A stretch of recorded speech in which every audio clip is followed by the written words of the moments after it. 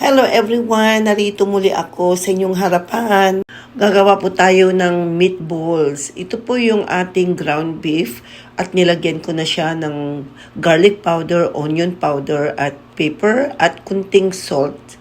At magdagdag ako dyan ng parang breadcrumbs mamaya. Kaya kailangan i-mix muna natin ng mabuti. At lagyan natin ng breadcrumbs, yung may flavor na yan, Italian breadcrumbs, meron na po silang mga parang herbs. Kaya yan po ang pangpadagdag ng ating meatballs. At ngayon ay ating i-mix uli ng mabuti para ma-mix mabuti yung ating nilagay na breadcrumbs para even ang flavor.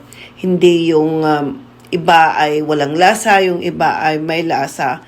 Kasi may kunting salt na yan, kaya medyo maalat. Kaya kailangan i-mix ng mabuti. Dito sa ating ground beef.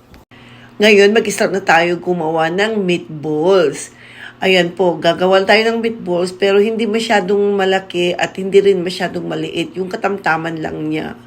Ganyan, para madaling ma-absorb yung lasa, yung sauce mamaya sa ating meatballs. So, continue lang natin gumawa hanggang maubos natin yung ating gagawin na meatballs.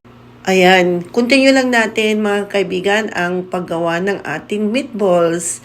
So, habang gumagawa po ako ng meatballs ay nagpapakulo na rin ako ng tubig para sa ating pasta, para hindi po masayang yung oras natin. So, continue lang natin mga kaibigan ang paggawa ng meatballs. Huwag masyadong idiin yung pag-roll natin para hindi po matigas. Kasi kapag madiin yung pag-roll natin ay matigas po yung meatballs. Kaya lang siya, magaan lang yung kamay natin. Yun ang isang technique ng ating paggawa ng meatballs para hindi po matigas yung meatballs mamaya. Maging moist po siya at soft. At ayan na yung nagawa natin na meatballs. So ngayon ay magpiprito na tayo. Ito yung pot na gagamitin ko, yung hindi masyadong malaki. Ayan, nagpainit tayo ng ating mantika dyan at ganyan po ang ating paglagay ng ating meatballs. Huwag masyadong overcook kasi nga maluluto pa yan sa ating pasta sauce. So, ganyan lang, mabilisan lang ang ating pagluto ng meatballs. Hindi masyadong overcook kasi nga po ay maliit lang yan na meatballs at madaling maluto. So, ngayon ay continue tayo magluto mga kaibigan. Kaya napansin nyo, maliit lang na pot yung ginamit ko kasi ayoko kasi yung malaki kasi maraming mantika ang mailalagay. Kaya kung maliit na pot lang, at least mailulubog natin yung ating meatballs kahit na kunting mantika lang ang ilalagay. Ganyan lang ang ating gagawin at ganyan po ang ginagawa ko. Kapag nagdi-deep fry ako, yung pot na maliit lang, minsan ang ginagamit ko, especially pag kunti lang ang aking piniprito.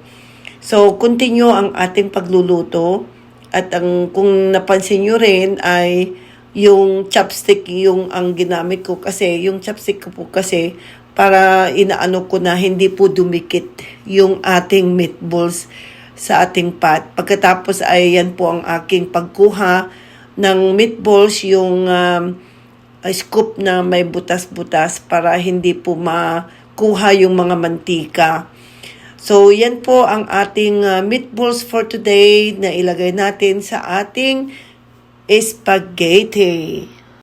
So, ngayon ay magigisa na tayo ng ating ricado. Ayan po yung aking pinagprituhan. Tinanggal ko lang yung mantika. At yan daw po ang aking pinagprituhan para hindi po sayang yung nakadikit na mga karne doon sa pot. Kasi yung lasa, yung doon sa mantika na ginamit natin, ay nandyan lahat. Kaya yan na po ang ginamit ko sa paggisa. At ngayon ay ilalagay na natin yung ating tomato paste. Meron po akong tomato paste dito, kaya yan po ang ating ilalagay. Actually, meron na po akong yung ready to use na spaghetti sauce. Pero para sa akin kasi, mas gusto ko yung lagyan kunti ng tomato paste para mayroon kunting asim-asim yung ating sauce. At ngayon mga kaibigan ay haluin natin ng mabuti para ma-dissolve mabuti yung ating nilagay na tomato paste.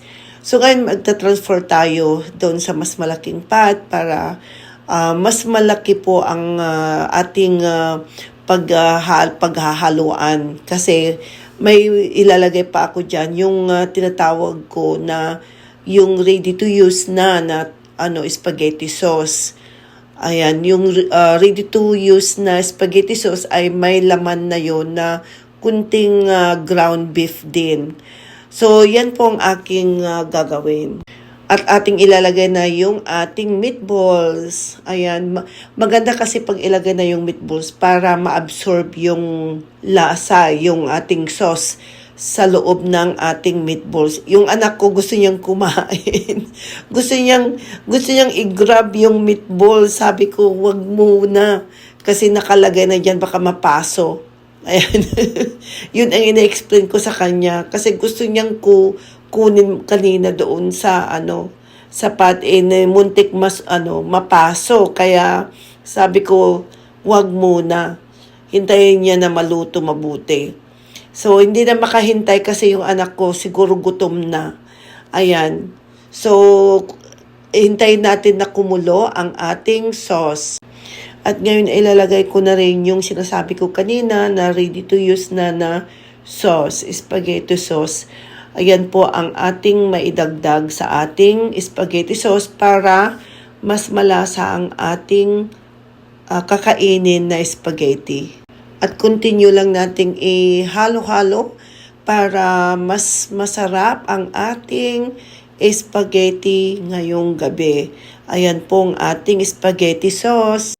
Ayan, natikiman na mga kaibigan. At ito ang ating spaghetti for today. Ayan. Ang sarap. Napakasarap mga kaibigan. Ang ating spaghetti for today. Hindi po masyadong overcook yung pasta, so katamtaman lang. Yan po ang gusto ng aking pamilya, yung al dente daw na texture ng spaghetti. Pero sa akin ay kahit na basta masarap yung sauce. Okay, thank you so much for watching. Bye!